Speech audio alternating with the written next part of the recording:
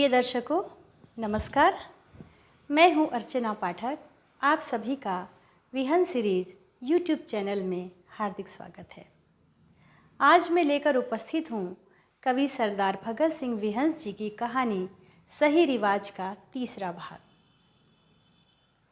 इस भाग में हम देखेंगे कि कैसे सुमन अपने संकल्प को मूर्त रूप देने का प्रयास करती है। अभी तक आपने सुना, सुमन अपनी प्रतिभा के बल पर शासकीय सेवारत हो जाती है और विद्यालय के सांस्कृतिक कार्यक्रमों में सक्रिय भागीदारी देती है। वहीं पर उसकी मुलाकात सुशांत से हो जाती है। आइए आगे देखते हैं। मिठास भरी आवाज़ में गीत के बोल सुनकर सभी सुमन की प्रशंसा करते हैं। सुशांत सुमन के व्यक्तित्व से बहुत प्रभावित होता है। सुमन से कई प्रकार की बातें कर उसके बारे में जानकारी प्राप्त करने की कोशिश करता है। जब उसे पता लगता है कि वह अपने परिचित परिवार की ही लड़की है और सजातीय है, अभी शादी नहीं हुई है, तो वह अपने मन में कई प्रकार के सपने संजोने लगता है। सुमन को भी सुशांत का व्यक्तित्व और बात करने का सलीका अच्छा लगता है। जलपान कराकर सभी आमंत्रित अतिथियों को विदाई दी जाती है। सभी विद्यार्थियों को भी छुट्टी दे दी जाती है। प्राचार्य और शिक्षकगण भी अपने अपने घरों की ओर चल देते हैं। लगभग एक सप्ताह बाद सुशांत और सुमन की शहर में एक दुकान के पास मुलाकात हो जाती है। दोनों एक दूसरे की ओर मुस्कुराकर देखते हैं। पहले सुशांत नमस्ते करता है और सुमन जवाब दे देती है। बातों बातों में सुशांत उसे बताता है कि वह बेंगलोर में आईटी के अंतिम वर्ष में है। मार्च तक उसकी पढ़ाई पूरी हो जाएगी। 2 दिन बाद बाबूलाल जी के घर में खबर आती है कि नेता श्री नरेंद्र कुमार जी अपने लड़के सुशांत की शादी सुमन से करना चाहते हैं। बाबूलाल जी को उनकी हैसियत और प्रतिष्ठा के बारे में पहले से ही पता था कि उनका लड़का बेंगलोर में पढ़ रहा है। पढ़ाई पूरी होने में 2 महीने बचे हैं। उन्हें यह जानकर बड़ी खुशी होती है और वह सहर्ष स्वीकृति दे देते हैं। वो हमारे घर आएं, लड़की देख लें, जो भी चर्चा करनी हो आकर कर लें। बाबूलाल जी सुमन और अपनी पत्नी के सामने नरेंद्र, सुशांत एवं उसके परिवार की तारीफ करते हैं। कहते हैं कि श्री नरेंद्र भाई हमसे कई गुना ज़्यादा प्रतिष्ठित और संपन्न हैं। सुमन के भाग्य अच्छे हैं। उन्हें विश्वास था कि सुमन को जो भी देखने आएगा जरूर पसंद कर लेगा। सुमन से कहते हैं कि खुश खुश रहा करो, तुम्हें देखने आने वाले हैं। लड़के वालों की आने की तारीख निर्धारित हो जाती है। जब किसी प्रोग्राम की तारीख निश्चित हो जाती है तो लगता है दिन जल्दी आ गया है।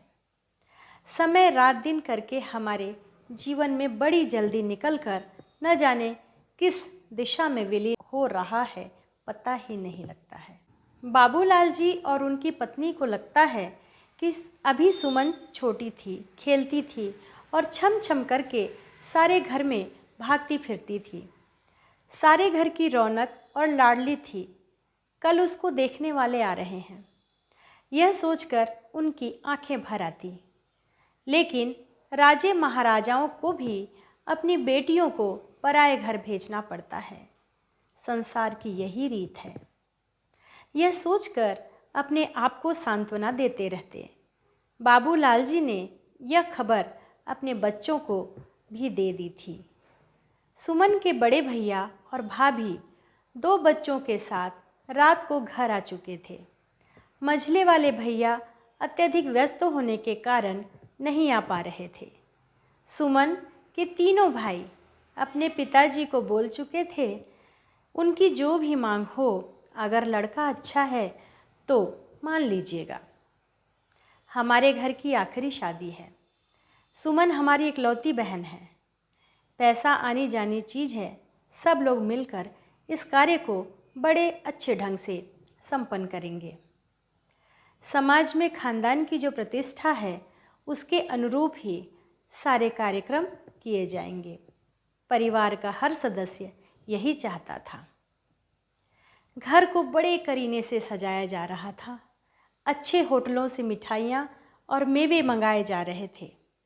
रात को बड़े भाई साहब के आने के बाद ही यह तय हो गया था कि नाश्ते में क्या देना है और खाने में क्या बनेगा, इसकी योजना बना ली गई थी। सभी तैयारियां बड़े अच्छे ढंग से चल रही थीं। बाबूलाल जी लड़के के खानदान के बारे में पूरा पता लगा चुके थे। उन्हें पूरी उम्मीद थी कि सगाई हो जाएगी। शासकीय सेवारत होने के साथ साथ सुमन अति सुंदर थी। उन्हें आर्थिक रूप से भी कोई परेशानी नहीं थी। नियत समय पर सुशांत अपने माँ बाप, बहन व जीजा सहित बाबूलाल जी के घर आ जाता है। उन्हें बहुत ही आदर सत्कार के साथ बिठाया जाता है। दुनिया जहान की बातें बाबूलाल जी और लड़के के पिता के बीच चलती रहती है। साथ में सभी लोग नाश्ता भी करते रहते हैं। सुमन के दिमाग में एकदम उथल पुथल मची हुई थी। उसे दहेज संबंधी अपनी प्रतिज्ञा याद आ रही थी। कभी विचार आता कि वो दुनिया जैसे चल रही है चलने दे, विरोध करके क्यों अपनी जगहसाई कराए और अपनी शादी में व्यवधान डाले। हमारे यहाँ क्या कमी है।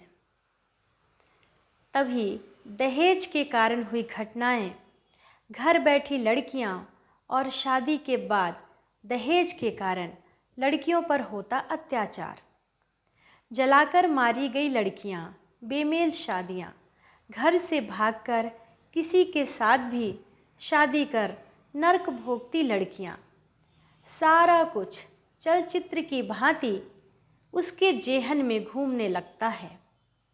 वो कठोर निर्णय लेती है कि वह हर हाल में अपनी प्रतिज्ञा पर कायम रहेगी।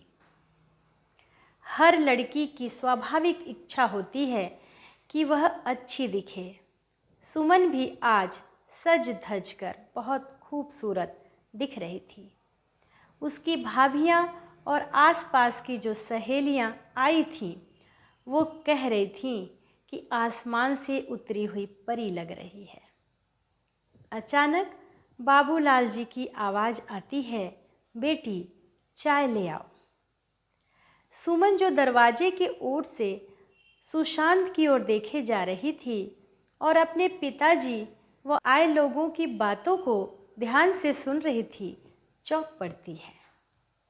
थोड़ी देर में वह अपनी छोटी भाभी के साथ ट्रे में चाय रखकर ले आती है।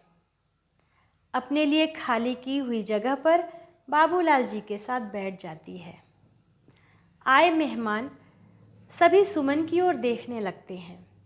सुशांत और सुमन भी एक दूसरे को देखकर मुस्कुराते हैं। पहली नज़र में ही सुमन सबको पसंद आ जाती है। थोड़ी देर बाद बाबूलाल जी सुमन को इशारा करते हैं। वह उठकर अपने कमरे में चली जाती है, लेकिन उसका पूरा ध्यान क्या बात हो रही है इसी पर केंद्रित रहता है। लड़के के माँ बाप सुशांत की बचपन से लेकर अभी तक प्राप्त कई उपलब्धियों का बखान कर रहे थे। सुमन के माँ बाप भी सुमन की तारीफ़ों के पुल बांध रहे थे। ऐसे ही इधर उधर की बातों के बाद सब खाना खाने लगते हैं। थोड़ी देर बाद आए हुए सभी लोग कुछ सलाह करने के लिए घर से बाहर आंगन में आ जाते हैं। वापस आने के बाद लड़के के पिता नरेंद्र जी बाबूलाल जी को बोलते हैं, सुमन हमारे लड़के को पसंद है। बाबूलाल जी के परिवार वालों को भी सुशांत पसंद आ जाता है। सब एक दूसरे को बधाइयाँ देते हैं। अब श्री नरेंद्र जी बाबूलाल जी से कहते हैं, आप शादी कब करेंगे और किस प्रकार करेंगे। बाबूलाल जी हाथ जोड़ते हुए कहते हैं कि जैसा आप आदेश करें। श्री नरेंद्र जी इधर उधर की बातें सुनाते हुए शादी में खर्च के अलावा एक अच्छी खासी नगद रकम की मांग रख देते हैं, जिसे सुनकर एक बार बाबूलाल जी भी हिल जाते हैं। लेकिन वो संभल कर बोल रहे थे और रकम के बारे में विचार करते जा रहे थे। सुमन सब देख सुन रही थी। उसे याद आ रहा था कैसे उसके पिताजी अपने लड़कों की शादी के समय दहेज की रकम बढ़ा रहे थे और लड़की वाले हाथ जोड़ रहे थे।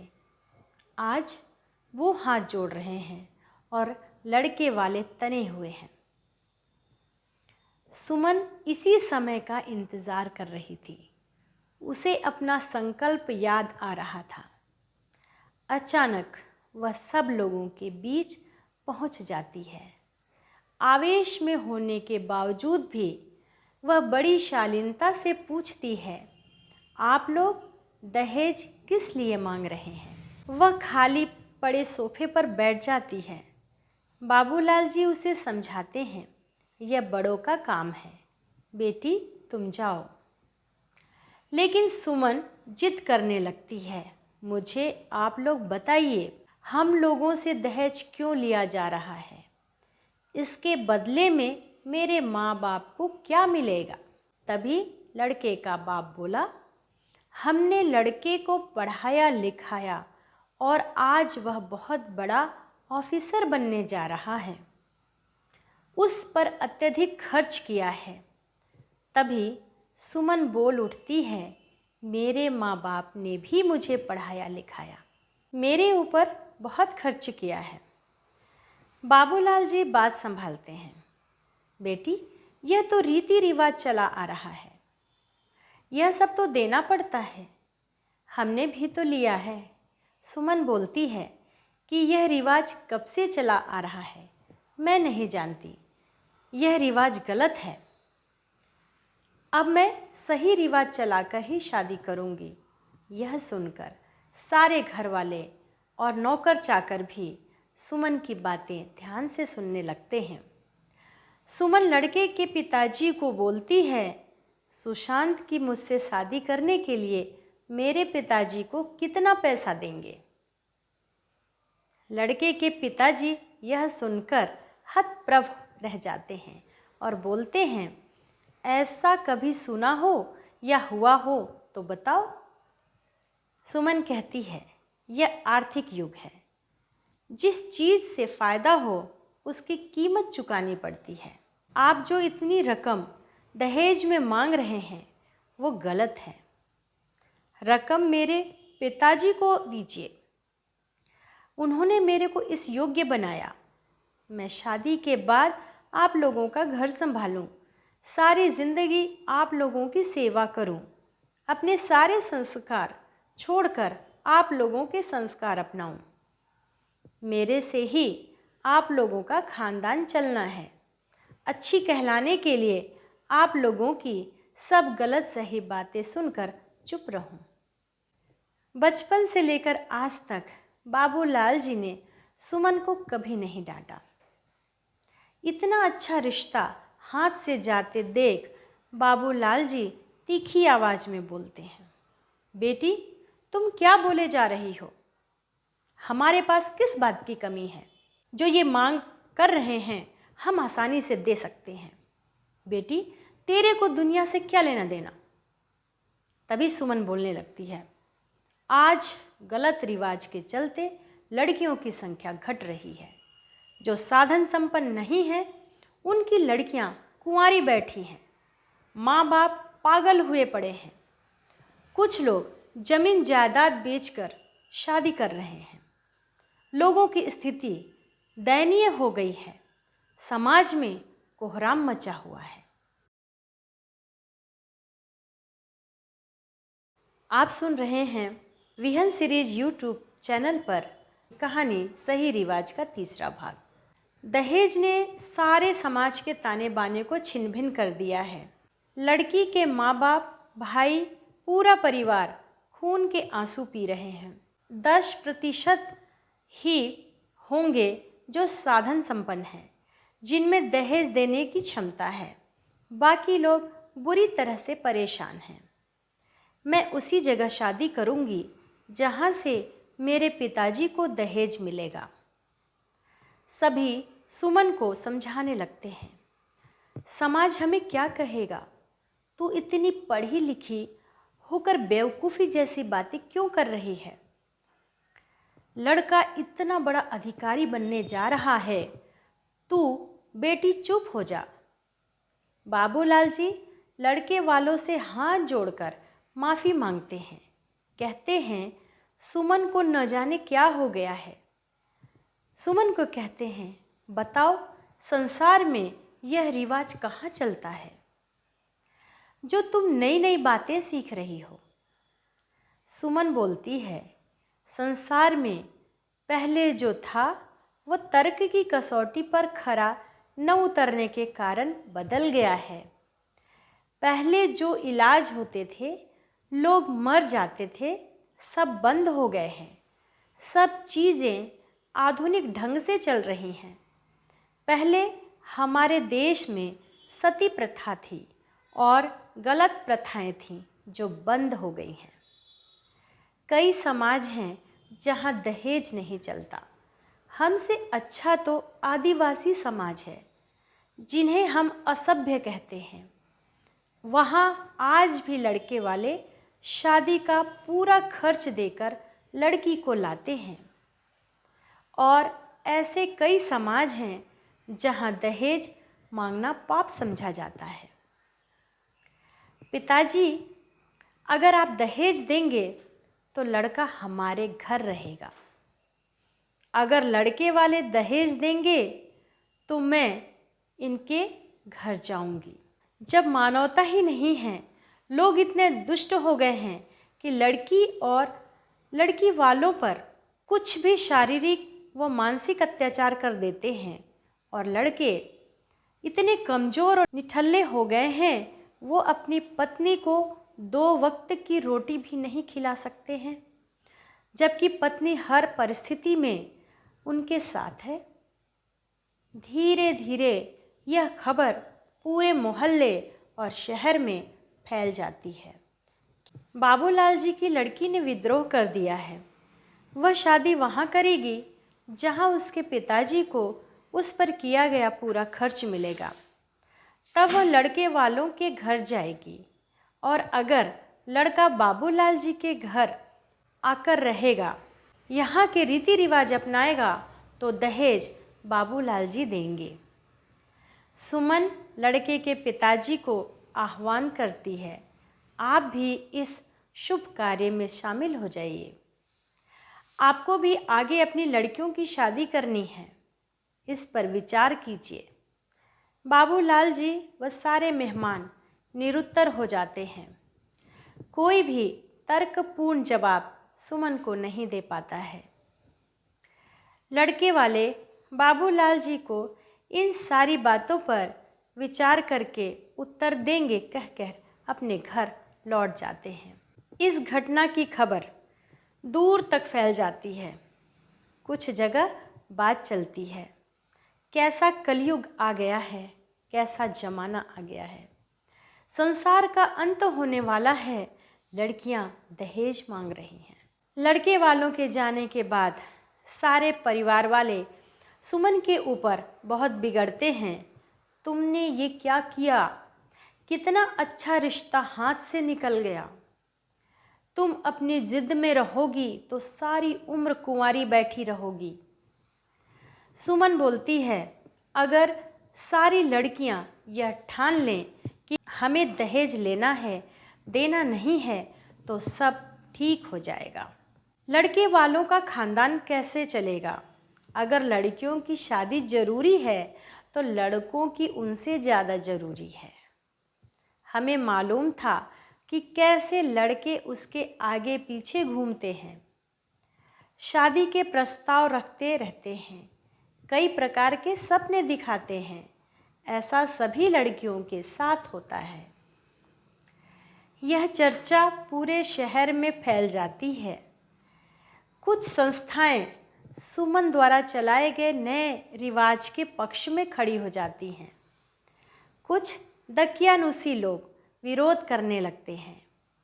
यह घटना कई समाचार पत्रों के मुख्य पृष्ठ पर छापी जाती है। सुमन का साक्षात्कार भी समाचार पत्र में प्रकाशित होता है। अगर मेरी तरह सभी लड़कियां यह शपथ लें, उन लड़कियों को साक्षी मानकर जो जन्म लेने से पहले मार डाली गईं, शादी के बाद जलाकर मार दी गईं और घुट-घुट कर जी रही हैं, दहेज के लिए रोज ताने सुन रही हैं, मूक बनकर पति की चिता के साथ जिंदा जला दी गई हैं, जब तक हमारे माँ बाप को दहेज नहीं दिया जाएगा, हम शादी नहीं करेंगी। चाहे कुछ भी हो जाए, हमें सही रिवाज हर जगह लागू करना है। सुमन की माँ, जो मूक दर्शक बनकर सब देख सुन रही थी, अचानक बहुत चिल्लाकर सुमन को डांटती है। तुम क्या कर रही हो? तुमने पूरे खानदान का नाम डुबो कर रख दिया है, अपने पिता की प्रतिष्ठा धूल में मिला दी है। मैं तुम्हें जन्म देकर शर्मिंदा हूँ। काश तुम जन्म लेने से पहले मर जाती। सारा कुछ घर में होते हुए तुमने क्या पागलपन कर डाला है। हम समाज में मुंह दिखलाने लायक नहीं रहे। सुमन बहुत शालीनता से जवाब देती है। माँ, तुम ही कह रही थी, तेरे नाना जी ने तेरे दादा की दहेज की मांग पूरी करने के लिए खेत गिरवी रख दिए थे। आप लोग 4 बहनें थीं, जिनकी शादी करने के बाद उनके पास कुछ नहीं बचा था। खेत न छुड़ा पाने के कारण सारे खेत बेचने पड़ गए थे। मेरे नाना नानी यह सदमा बर्दाश्त नहीं कर पाए थे और असमय उनका स्वर्गवास हो गया था। आज तुम ही बोल रही हो मैं पागल हूँ, प्रतिष्ठा गिरा रही हूँ। अपने घर की घटना याद करो। करोड़ों घरों में यह सब हो रहा है। माँ, मेरा साथ दो। हम इस अमानवीय प्रथा को समाज से हटाने की शुरुआत करेंगे। सुमन की माँ निरुत्तर हो जाती है।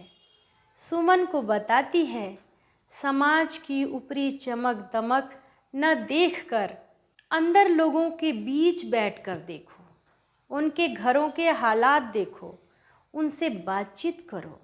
जो लोग 2 वक्त की रोटी कमाने के लिए परेशान हैं, तो भारी भरकम दहेज कहाँ से देंगे? तुम्हारे सामने ही तुम्हारी रिश्तेदार दहेज न दे पाने के कारण शादी के समय गश्त खाकर गिर गई थी। इसीलिए आज इतनी आपाधापी मची है। भ्रष्टाचार फैला हुआ है, लोग परेशान हैं और किसी भी रास्ते से पैसा कमाना चाह रहे हैं, ताकि बेटी बहनों की शादी सम्मानपूर्वक कर सकें।